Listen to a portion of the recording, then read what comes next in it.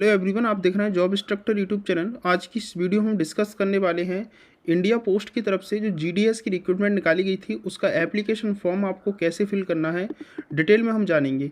अभी 2-3 दिन पहले जब इसकी रजिस्ट्रेशन 30 जनवरी को स्टार्ट हुए थे, मैंने आपको रजिस्ट्रेशन करके बताया था कि कैसे आपको अपना रजिस्ट्रेशन जो है वो कंप्लीट करना है। ठीक है, तो मैंने फुल डिटेल वीडियो वहाँ पर आपको प्रोवाइड करा दिया था। लेकिन इसके एप्लीकेशन फॉर्म अब स्टार्ट हो चुके हैं जिसकी लास्ट डेट जो है 16 फरवरी 2026 है। तो मैं आपको स्टार्टिंग से बताता चलूँगा कि कैसे कैसे आपको फॉर्म फिल करने हैं। डिटेल्ड नोटिफिकेशन यहाँ से चेक कर सकते हो। मैंने ये नोटिफिकेशन टेलीग्राम पर शेयर कर दिया है, लिंक आपको वीडियो को डिस्क्रिप्शन में देखने को मिल जाएगी टेलीग्राम की। ठीक है, यहाँ पर मैं बता दूं फ्रेंड्स, इसमें कोई भी एग्ज़ाम नहीं होने वाला है। ठीक है, फर्स्टली इसमें जो वैकेंसी आई हुई पहली है कि ब्रांच पोस्ट मास्टर बीपीएम की वैकेंसी है। किसी भी पोस्ट के लिए कोई एग्ज़ाम कंडक्ट नहीं होगा। दूसरी वैकेंसी जो है वो assistant branch post master ABPM की वैकेंसी है। तीसरी पोस्ट जो है वो डाक सेवक की है। ठीक है, 3 पोस्ट यहाँ पर निकाली गई हैं। तीनों ही यहाँ पर आपका कोई एग्ज़ाम नहीं होगा, सिर्फ मेरिट बेस पर होगा। बीपीएम की जो सैलरी है वो 12,000 से लेकर के 29,380 है, मतलब 12,000 बेसिक मिलेगा उनको। एबीपीएम और डाक सेवक की सेम सैलरी होती है, 10,000 रुपये यहाँ पर मिलने वाले हैं। ठीक है, ये है 18 से 40 वर्ष वाले कैंडिडेट इसमें फॉर्म को अप्लाई कर सकते हो। एज रिलैक्सेशन यहाँ पर कैंडिडेट को मिलने वाला है। राइट, एजुकेशन क्वालिफिकेशन की बात करते हैं तो 10th वाले बच्चे इसमें फॉर्म को अप्लाई कर सकते हैं। ठीक है, यहाँ पर अदर क्वालिफिकेशन में बोला गया कि कंप्यूटर की नॉलेज हो, साइकिलिंग की नॉलेज आपको होनी चाहिए। ठीक है, एक्वाडेमिक मीन्स इन हुड आपके पास होनी चाहिए। उसके बाद रिजर्वेशन जो है वो रिजर्वेशन यहाँ पर आपको मिलने वाले हैं। तो चलिएगा स्टार्ट करते हैं और फॉर्म कैसे फिल करना है वो मैं आपको बताता हूँ। तो सबसे पहले फ्रेंड्स यहाँ पर आप आएंगे तो बैकेंड पोस्ट एनेक्शन देख सकते हैं, बैकेंड पोस्ट देख सकते हैं कि अपनी आप जिस भी स्टेट से बिलोंग करते हैं उस स्टेट की डिवीजन में कितनी कितनी कितनी वैकेंसी है। ठीक है, यहाँ पर सबसे पहले आपको click here to register apply पर क्लिक करना है। जैसे इस पर क्लिक करते हैं तो अगर आपने रजिस्ट्रेशन कर लिया है, जब मैंने वीडियो प्रोवाइड कराया था 30 जनवरी को, तो आपको सीधा यहाँ पर कैंडिडेट लॉगिन पर क्लिक करके लॉगिन करना है। प्रोसीड लॉगिन पर यूज़र आईडी और पासवर्ड डालना है। अगर पासवर्ड भूल गए हो तो सीधा आप फॉरगॉट पासवर्ड करके लॉगिन कर सकते हैं। लेकिन खैर वो कल वाली बात थी, आज मैं आपको सिंपल बताने वाला हूँ कि रजिस्ट्रेशन भी आपको कैसे करना है अगर आपने रजिस्ट्रेशन नहीं किया है तो आपको न्यू कैंडिडेट रजिस्ट्रेशन पर क्लिक करना है। यहाँ से फ्रेंड्स आपको अपना वैलिड मोबाइल नंबर डालना होगा। जो आपका मोबाइल नंबर है, ध्यान रखना मोबाइल नंबर वही फिल करें जो इन फ्यूचर में जब भी आपकी यहाँ पर वैकेंसी, क्योंकि सरकारी नौकरी है, टाइम लग सकता है 2 महीने 4 महीने, तो आप लोग इस चीज़ को ध्यान रखें कि वही मोबाइल नंबर और वही ईमेल डालें जो आपकी यहाँ पर वैलिड हो, बाद में फिर बंद हो जाए। ठीक है, ऐसी ना डालें। तो यहाँ पर मोबाइल नंबर डालेंगे, ईमेल डालेंगे, उसको यहाँ से आप नेक्स्ट करेंगे। नेक्स्ट यहाँ से जब अपना आप मोबाइल नंबर डालेंगे तो मोबाइल नंबर डालने के बाद यहाँ से आपको सेंड ओटीपी के लिए बोलेगा। आपको यहाँ पर सेंड ओटीपी पर क्लिक कर देना है। आपके जो मोबाइल नंबर दिया है उस मोबाइल नंबर पर एक ओटीपी जाएगा। अगर थोड़ा सा टाइम लग रहा है तो आपको पेशेंस बनाए रखना है। मोबाइल नंबर वाली ओटीपी यहाँ पर डाल देनी है। उसके बाद इसको वेरीफाई ओटीपी पर आपको टिक कर देना है। ये मोबाइल नंबर वेरीफाई हो जाता है। अब यहाँ से आपको अपनी मेल आईडी डालनी है। मेल आईडी डालने के बाद यहाँ से आपको सेंड ओटीपी करना है। आप जो भी मेल आईडी डालेंगे उस मेल आईडी पर आपकी ओटीपी पहुँचेगी। ओटीपी डालने के बाद आपको यहाँ से वेरीफाई ओटीपी करेंगे। ये मेरे मोबाइल नंबर और ईमेल दोनों वेरीफाई हो जाते हैं। उसके बाद यहाँ से आपको नेक्स्ट स्टेप पर क्लिक करना है। यहाँ पर नेक्स्ट स्टेप पर करने के बाद यहाँ से सबसे पहले आपको अपना नेम लिखना है। सिंपली जो भी आपका नेम है वो नेम यहाँ पर आप लोग लिख देते हैं। नेम आपको अपनी सेकेंडरी स्कूल सर्टिफिकेट में देखकर लिखें, जो सही है वही लिखना है। उसके बाद यहाँ से आपको फ्रेंड्स अपनी जन्मतिथि डाल देनी है, जो भी आपकी जन्मतिथि है। राइट, जन्मतिथि के बाद यहाँ से अपनी डेट को आपको सिलेक्ट करना है। उसके बाद अपना जेंडर यहाँ लिखना है कि मेल फीमेल, ट्रांसजेंडर मेल या ट्रांसजेंडर फीमेल है, मेल फीमेल है जो भी। उसके बाद यहाँ से आपको अपने फादर जी का नेम लिखना है, जो भी आपके फादर का नाम है वो लिखने के बाद यहाँ से आपको अपनी माता जी का नाम लिखना है। ठीक है, जो भी आपकी माता जी का नाम है। उसके बाद यहाँ से आपको अपनी कम्युनिटी सिलेक्ट करनी है कि आप UR, OBC, SC, ST, EWS कौन सी कैटेगरी से बिलोंग करते हैं, वो कैटेगरी यहाँ पर आपको लिख देनी है। ठीक है, तो इस तरह से आपको अपना कुछ एप्लीकेशन फॉर्म फिल करना है। उसके बाद यहाँ से आप उसको कंप्लीट करेंगे। कंप्लीट करने के बाद यहाँ से आपको एक रजिस्ट्रेशन नंबर मिल जाता है। ठीक है, आपका यहाँ पर रजिस्ट्रेशन जो है वो कंप्लीट हो चुका है। ठीक है, तो ये रजिस्ट्रेशन कंप्लीट हो चुका है। रजिस्ट्रेशन कंप्लीट होने के बाद अब आपको कुछ नहीं करना है, आपकी मेल और मोबाइल नंबर पर ये रजिस्ट्रेशन नंबर भेज दिया जाएगा। ठीक है, रजिस्ट्रेशन के बाद सिंपल आपको यहाँ पे कैंडिडेट लॉगिन पर क्लिक करना है। कैंडिडेट लॉगिन पर क्लिक करेंगे तो प्रोसीड टू लॉगिन पर क्लिक करना है। आपकी जो अभी यूज़र आईडी ही जो आपने अभी देखी यूज़र आईडी आपको मिली होगी, रजिस्ट्रेशन नंबर, और आपका जो पासवर्ड है वो यहाँ पर आपको डाल देना रहेगा।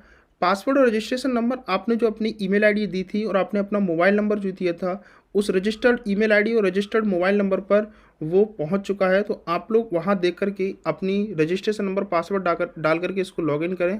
अगर पासवर्ड भूल गए और लॉगिन नहीं हो रहा है तो रीसेट पासवर्ड कर सकते हैं। उसके बाद आपके मोबाइल नंबर पर जो रजिस्टर्ड मोबाइल नंबर होगा उस पर एक OTP जाएगा 6 डिजिट का। OTP डालने के बाद इसको यहाँ से आप वेरीफाई एंड लॉगिन पर क्लिक करेंगे। आपका यहाँ अकाउंट जो है यहाँ से वेरीफाई हो जाता है और उसके बाद इस तरह से आप देखेंगे कि ये अकाउंट आपका लॉगिन हो चुका है। ठीक है, यहाँ पर फॉर्म आ जाता है। आपको फॉर्म अप्लाई करने के लिए अप्लाई ऑनलाइन पर क्लिक करना है। जैसे आप इस पर क्लिक करते हैं यहाँ से सिलेक्ट नोटिफिकेशन पर सिलेक्ट करना होगा ग्रामीण डाक सेवक GDS। ठीक है, जनवरी 2026 का नोटिफिकेशन है, वैकेंसी है। इसको इस तरह से ओपन करेंगे। यहाँ पर आएंगे तो आपने जो अपनी जो डिटेल फिल की थी रजिस्ट्रेशन पीरियड में वो डिटेल यहाँ से आ जाती है, राइट। उसके बाद फ्रेंड्स नीचे आएंगे और यहाँ से आपको अपना मैरिटल स्टेटस बताना है कि आप सिंगल है मैरिड हैं, जो भी हैं वो यहाँ पर बताएंगे। PWD के लिए पूछा गया है कि अगर आप PWD कैंडिडेट हैं तो यस करेंगे और PWD कैटेगरी यहाँ से चूज़ करेंगे। सपोज अगर आप PWD कैटेगरी A सिलेक्ट करते हैं तो सब कैटेगरी यहाँ पर आ जाएगी, उसको सिलेक्ट करेंगे। अगर आप कोई और कैटेगरी सिलेक्ट करते हैं तो अपनी सब कैटेगरी यहाँ पर सिलेक्ट करेंगे। अगर आप PWD कैंडिडेट नहीं है तो सिंपली आपको नो कर देना है। एम्प्लॉयमेंट स्टेटस पूछा गया कि अगर आप कहीं पर एम्प्लॉय हैं तो NOC अवेलेबल है तो यस करें, नहीं है तो सिंपली आपको नो करना है। और एम्प्लॉयमेंट स्टेटस अगर आप कहीं एम्प्लॉय हैं तभी यस करें, अन्यथा आप इसको सिंपली आप नो करेंगे। ठीक है, उसके बाद यहाँ से आपको अपना प्रेजेंट एड्रेस डालना है। उसके बाद यहाँ से आप अपना परमानेंट एड्रेस, अगर ये दोनों एड्रेस अलग अलग हैं तो दोनों अलग अलग यहाँ से फिल करेंगे। अगर आपका प्रेजेंट एड्रेस और परमानेंट एड्रेस सेम है तो प्रेजेंट एड्रेस यहाँ से आप फिल करेंगे और उसके बाद यहाँ से आपको सेव एंड प्रेजेंट पर क्लिक कर देना है। जो एड्रेस आप प्रेजेंट में डालेंगे सेम परमानेंट एड्रेस में यहाँ पर पेस्ट हो जाता है। ठीक है, तो ये डिटेल आप लोग फिल करेंगे। उसके बाद यहाँ से आप लोग एडिट करना चाहते हो तो एडिट कर सकते हैं, नहीं तो आप इसको सेव एंड नेक्स्ट पर क्लिक करेंगे। उसके बाद आपकी जो पर्सनल डिटेल है वो यहाँ से कंप्लीट हो जाती है। अब आपको अपनी एजुकेशन डिटेल फिल करनी है। एजुकेशन डिटेल में सबसे पहले यहाँ पर आप बोला click here know your circle, इस पर आप लोग क्लिक करेंगे तो यहाँ पर आपको देखने को मिलेगा आप कौन सी सर्किल से बिलोंग करते हैं। सपोज दैट आपने 10th कहाँ से क्वालिफाई किया है, मान लो उत्तर प्रदेश से किया तो उत्तर प्रदेश सर्किल लगेगा। ठीक है, राजस्थान है तो राजस्थान सर्किल है। ठीक है, गुजरात दमन एंड दीव नागर हवेली वगैरह है तो आपको गुजरात लगेगा। तो इस तरह से आप अपना सर्किल एक बार चेक कर लीजिएगा। तो यहाँ से आप लोग अपना सर्किल चेक करेंगे तो मेरा सर्किल उत्तर प्रदेश है। ठीक है, उसके बाद यहाँ से आपने जो 10th है, ठीक है, वो 10th कहाँ से पास आउट किया है, मतलब कौन सी ईयर में पास आउट किया वो ईयर डालेंगे यहाँ पर, राइट। उसके बाद अपना बोर्ड, आपने जो भी बोर्ड है वो बोर्ड यहाँ से आप लोग सिलेक्ट करेंगे कि आपने कौन से बोर्ड से 10th किया हुआ है। जैसे यहाँ पर बोला जा रहा है बोर्ड ऑफ, मैंने उत्तर प्रदेश बोर्ड से यूपी बोर्ड से किया हुआ है हिंदी मीडियम से। तो बोला कि high school and intermediate education 1980 से 2025 तक अगर आपने इस बीच में अपना 10th किया है तो इस पर सिलेक्ट करेंगे। अगर इसके अलावा आपने जैसे national institute of schooling science 7 subject से किया है स्टेट में, ईयर में counselling of Indian national institute open, तो जहाँ से भी आपने किया है सेंट्रल ऑफ एजुकेशन CBSE से किया है तो वो यहाँ सिलेक्ट करेंगे। ठीक है, 1982 2025 6 सब्जेक्ट से किया तो 1950 225, तो इस अकॉर्डिंग आप अपना यहाँ पर सिलेक्ट करेंगे। यहाँ से मीमो नंबर डालेंगे। मीमो नंबर में आपको क्या डालना रहता है, मीमो नंबर है तो वो डालेंगे, सर्टिफिकेट नंबर डाल सकते हैं, रोल नंबर डाल सकते हैं, रजिस्ट्रेशन नंबर डाल सकते हैं, हॉल टिकट नंबर भी आप डाल सकते हैं जो आपका 10th का है। ठीक है, उसके बाद फ्रेंड्स यहाँ से आपसे पूछ रहा है कि आप यहाँ से सब्जेक्ट की डिटेल को फिल करेंगे। जैसे सबसे पहले यहाँ पर आपके पास 10th में एलिमेंट्री हिंदी थी या केवल हिंदी थी, वो यहाँ से सिलेक्ट करेंगे। 100 में से कितने नंबर आए थे वो यहाँ से आप लोगों को सिलेक्ट करना है। दूसरा सब्जेक्ट यहाँ पर कौन सा था आपके पास, ठीक है, दूसरा सब्जेक्ट जो भी था वो यहाँ से, जैसे इंग्लिश थी मेरे पास दूसरी, तो इसमें कितने नंबर थे, तो मेरे 80 नंबर थे। ठीक है, तीसरा सब्जेक्ट कौन सा था, तो तीसरा सब्जेक्ट यहाँ पर कौन सा था, सोशल साइंस थी मेरे पे, तो इसमें आपको कितने नंबर थे वो यहाँ सिलेक्ट करना है आपको। उसके बाद फ्रेंड्स यहाँ पर आपको पूछा जा रहा है कि आपके पास और दूसरा कौन सा सब्जेक्ट था, तो मेरे पास साइंस थी, तो साइंस के यहाँ पर सब्जेक्ट आप लोग डालेंगे जो भी साइंस के था। उसके बाद यहाँ पर मेरे पास एक ड्राइंग भी थी आई थिंक, तो ड्राइंग का नंबर यहाँ पर डाल देना है। ठीक है, और उसके बाद फ्रेंड्स यहाँ पर मेरे पास एक मैथमेटिक्स भी था, तो मैथमेटिक्स यहाँ पर डाल देना है। तो आपके अकॉर्डिंग आप पे जो सब्जेक्ट थे वो यहाँ से आप लोग डालेंगे। ठीक है, 10th में जो थे आप अपनी मार्कशीट को देख कर ही डालें।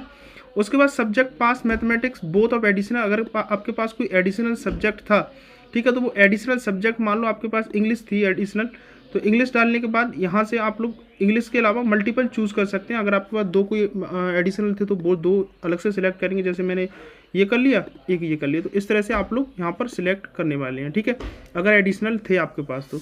उसके बाद यहाँ पर फ्रेंड्स बोल रहा है कि आपके पास CGPA स्कोर इफ़ एप्लीकेबल, अगर CGPA में था तो यहाँ पर आप लोग फिल करेंगे, नहीं था तो आप इसको ब्लैंक छोड़ सकते हैं। उसके बाद बोला गया है कि have you study any additional language में अगर आपने की है, कोई भी स्टडी रखते हैं other than the one mentioned above, तो यहाँ पर आपको यस करना है। यस करेंगे तो आपको डिटेल देनी होगी कि कहाँ से की है, किस साल पास की है और कौन सा बोर्ड है, ठीक है। नहीं है तो सिंपली आपको यहाँ पर नो करना है और उसके बाद यहाँ से आपको सेव एंड नेक्स्ट पर क्लिक कर देना है। तीसरा ऑप्शन आपका आता है पोस्ट प्रेफरेंस का। यहाँ से आप अपनी पोस्ट को प्रेफरेंस देंगी। सबसे पहले आपको अपना सर्किल चूज़ करना है। तो मैंने अभी आपको जब एजुकेशन डिटेल फिल की थी तो वहाँ सर्किल बताया था कि आप अपना सर्किल देख लें कहाँ पर है, ठीक है। तो मैंने यहाँ से सर्किल चूज़ किया। उसके बाद अपनी डिवीज़न आपको चूज़ कर लेनी है। जो भी आपकी डिवीज़न है वो डिवीज़न यहाँ से चूज़ करेंगे। अगर कोई और डिवीज़न आपकी लगती है वो और डिवीज़न यहाँ से आप लोग चूज़ कर लेते हैं, ठीक है। अब मैंने यहाँ से डिवीज़न चूज़ किया। डिवीज़न चूज़ करने के बाद यहाँ से आप डाउनलोड पोस्ट करके पोस्ट भी डाउनलोड कर सकते हैं। उसके बाद फ्रेंड्स यहाँ पर ढेर सारी आप देखेंगे कि मेरे पास प्रेफरेंस आ रही हैं। तो आपको जहाँ भी पहले लेना है, ठीक है। जैसे मान लो यहाँ पर दे रखा है कि आप अपने पास में जो भी सिलेक्ट करना चाहते हैं, जैसे इसमें BPM की पोस्ट है, ब्रांच मास्टर की पोस्ट है, ABPM की भी पोस्ट है, ठीक है, डाक सेवक की भी पोस्ट इसमें है। तो अलग अलग पोस्ट यहाँ पर और अलग अलग सैलरी भी दे रखी है, उनका लेवल पे आउट कितना है, ठीक है। तो यहाँ से मान लो कि जैसे कोई एक मैं ले लेता हूँ। तो जैसे आप बसौमा यहाँ पर लिखा हुआ है तो मैं इसको पहली प्रायोरिटी दूंगा, प्रायोरिटी 1 दूंगा। तो ये प्रायोरिटी 1 में चला जाएगा, मतलब ये है। और दूसरी प्रायोरिटी मान लो मैं इसको सिलेक्ट कर देता हूँ, दूसरी, तीसरी इसको सिलेक्ट कर देता हूँ, ठीक है, तीसरी चौथी दिया, तीसरी इसको कर दिया। अब सीक्वेंस मेरी वहाँ जा रही है कि पहली प्रायोरिटी मेरी बसौमा के लिए है, दूसरी प्रायोरिटी मेरी यहाँ पर है, तीसरी प्रायोरिटी में औरंगाबाद है, चौथी प्रायोरिटी मेरी, ठीक है, बमसोनी है। तो इस तरह से यहाँ प्रायोरिटी दे रखी है कि आप अपने अकॉर्डिंग ये प्रेफरेंस दे रहे हैं कि मुझे अगर मेरा शॉर्ट लिस्ट होता है, मेरी अगर नौकरी लगती है तो पहले मुझको यहाँ दिया जाए, अगर यहाँ नहीं मिलता है तो दूसरी नंबर वाली पोस्ट दी जाए, दूसरी नंबर वाली नहीं मिलती तो तीसरी नंबर वाली जगह दी जाए, तीसरी वाली नहीं मिलती तो चौथी नंबर वाली जगह दी जाए।